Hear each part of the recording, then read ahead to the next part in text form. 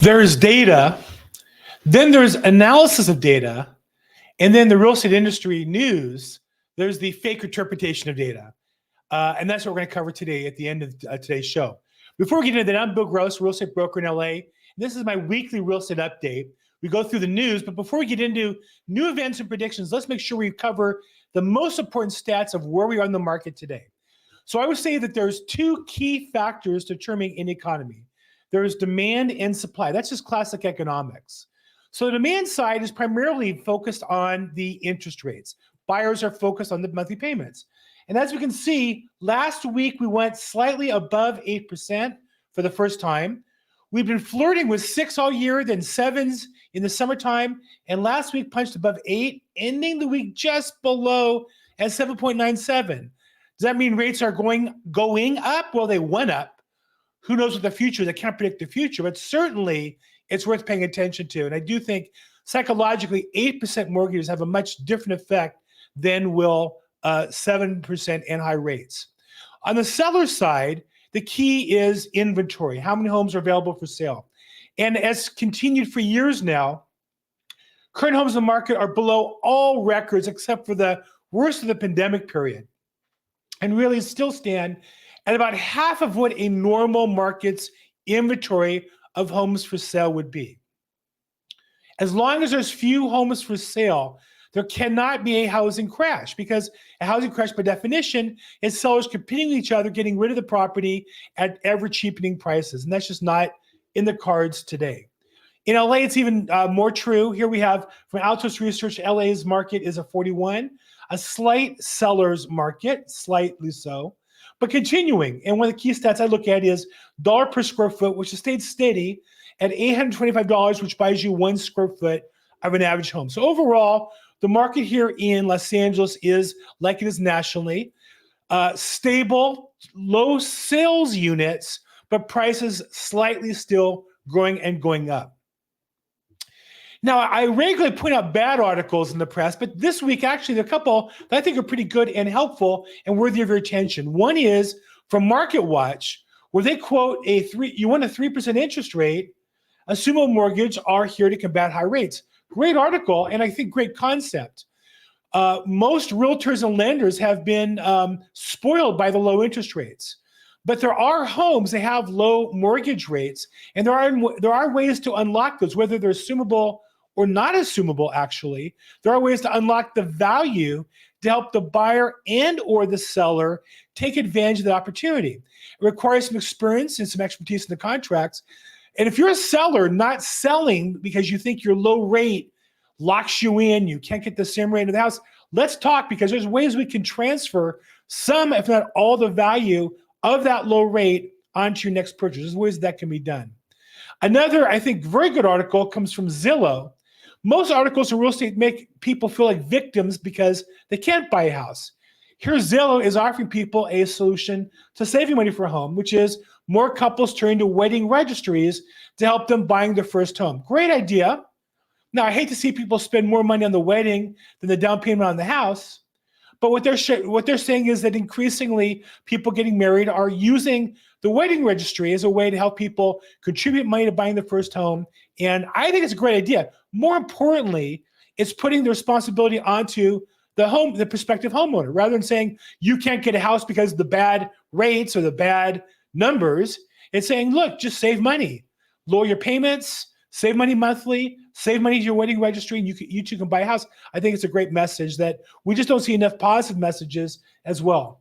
Another, I think, very informative article, this is reality in Redfin, states that homebuyers have to earn $115,000 to afford the typical U.S. home. That's not in LA, but typical. And that's $40,000 more than the typical American. The typical American can afford is making $75,000 a year as a household.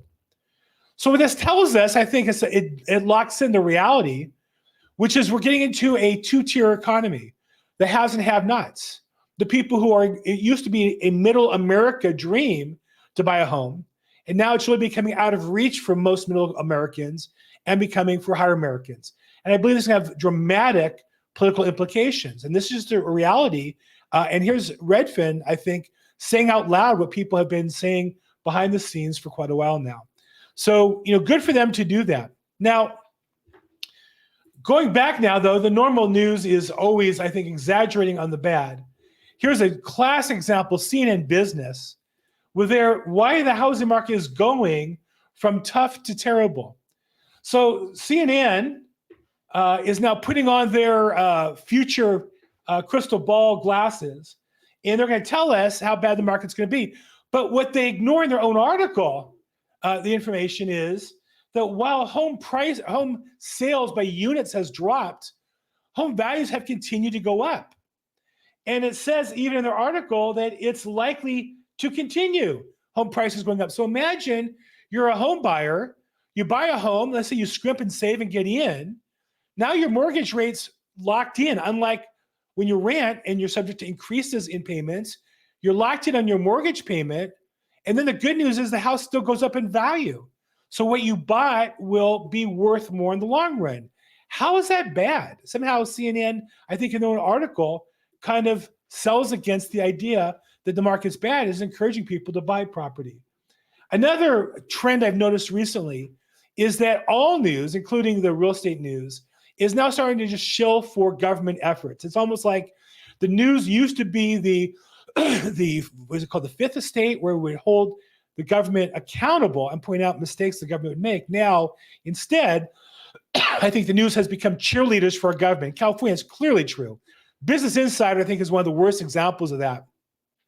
Recently, they had a headline, California just legalized affordable housing in church parking lots in coastal cities, and it can help solve the state's crisis. So there's a couple of things here that are just ridiculous. I think almost comedy. One is churches. So now churches are going to solve the affordability crisis by filling their parking lots with affordable housing. I mean, I'm not against the idea, but churches generally aren't the most forward-thinking economic thinkers, right? Second of all, I don't know about you, but churches, synagogues typically don't have enough parking. One of the problems most have is parking bleeds over the neighborhoods. It's a common theme in every church I've ever been to or every synagogue. Hey, if you're going to park on the street, be nice to our neighbors because they don't have enough parking. And here now you're telling churches you can get river parking and build affordable housing and have the formerly homeless guy now living next to your neighbors, and then all the church members are going to park in front of their houses. What do you think that does to the value of the houses around the church? Anybody want to guess on that one? And Business, I think, this is a great idea. In fact, in their article, they kind of disqualify themselves when they put Governor Newsom signed more than 50 bills this month. Now, if he worked, let's just say Monday to Friday, and did this 5 days a week, that's 20 work days. That means he signed 2.5 bills a day all month long in the month of September with no days off. Now, we know he took Labor Day off. We know he's traveling the country running for president. But imagine he was reading 2.5 bills. These bills are hundreds of pages. Does anybody believe Governor Newsom read any of the bills he signed? Do we think Business Insider, who's so thrilled about it, read the one bill about the churches? I'm going to tell you the answer is no, they didn't read it. So now you have all kinds of new regulations and restrictions being removed, and nobody's read the fine points, except for, I'm sure, the political donors who got the things written in they wanted, and we'll find out what was in the bill a couple years from now when there's all kinds of problems. But the winner this week for the worst news article isn't really news at all. It's data reported by Zillow. In their September report, home values start to slip as summer heat fades from housing market. Okay, let's talk about this for a second. First of all, starts to slip. What they're saying is we read data in September and we magically think, because we have a crystal ball, and I have a crystal ball, it's right there. It doesn't really work. But they're now predicting October, November, December based on September. Well, there's nothing in September data that really allows you to predict the future. It's just ridiculous. Number one. Number two, the data in quote marks they're using to predict the future is that home values, values fell 0.1%. There it is, 0.1%. 0.1%. Not 1%, 0.1. So what that means is an average home nationally of about 400,000 went down, according to Zillow, by $400. Now, I don't know. Does that sound like a trend to you? Does that sound like a significant factor? And they don't really explain how they got the data, meaning are they sampling, or is that every home sold in America? I'm sure it's a sample. Well, normally in data, you have sample size variations based on, randomness. You pick certain cities, you miss other ones. You pick certain sales, you miss other ones. That's why normally they say there's a margin of error of plus or minus 3% or 2%. Here, Zillow can just get a negative number out of this, squeezing 0.1%, not even 1%, 0.1%. And that's now the data they're using to predict the future. The things are starting to slip. Do you see how ridiculous that is? And the other thing I would say about that is that maybe something was different in September this year than the prior month. Were there more work days or less work days? Was there a bad weather event? Was there a storm or hurricane last year or this year? Those variants, 1 day's work difference nationally is a 3% variable.